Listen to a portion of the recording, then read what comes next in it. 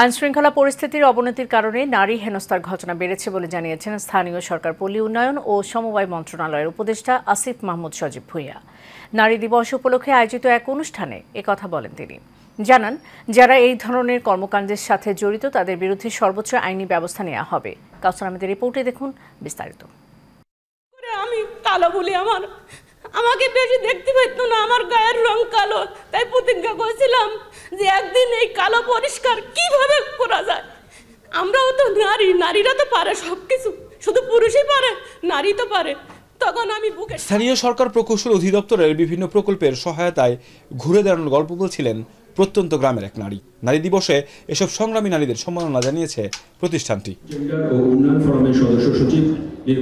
সম্মাননা তুলে দিয়ে স্থানীয় সরকার পল্লী উন্নয়ন ও সমবায় মন্ত্রণালয়ের উপদেষ্টা বলেন, ৫ আগস্টের পর থেকেই নারী হেনস্থার ঘটনা বেড়েছে। জুলাই গণঅভ্যুত্থান পরবর্তী সময়ে আইনশৃঙ্খলার যে পরিস্থিতি, তার কারণে বিভিন্ন মহল বিভিন্ন ধরনের সুযোগ নেওয়ার চেষ্টা করছে এবং অনেকেই ধর্মকে ব্যবহার করে, ধর্মের আবেগকে ব্যবহার করে নানাভাবে নারীদেরকে নিচু করে দেখানোর এবং হ্যারাসমেন্ট করার মতো ঘটনা ইতিপূর্বে ঘটেছে। সামাজিক অবক্ষয়ের জন্য দায়ী উল্লেখ করে আসিফ মাহমুদ দ্রুত এসব অপরাধীদের আইনের আওতায় আনার কথা জানান। যারা এই ধরনের কার্যক্রমের সাথে যুক্ত হয়েছে কিংবা হচ্ছে, তাদেরকে আমরা সতর্ক করে দিতে চাই, সরকার এক্ষেত্রে কোনো প্রকার ছাড় দেবে না এবং সামনের দিনগুলোতে এই ধরনের ঘটনা ঘটানোর কেউ চেষ্টা করলে আমাদের নারীদের নিরাপত্তা বিঘ্নিত করার কোনো প্রকার ষড়যন্ত্র কিংবা চেষ্টা যে কোনো মহল থেকে হলে সেটাকে কঠোর হস্তে দমন করা হবে।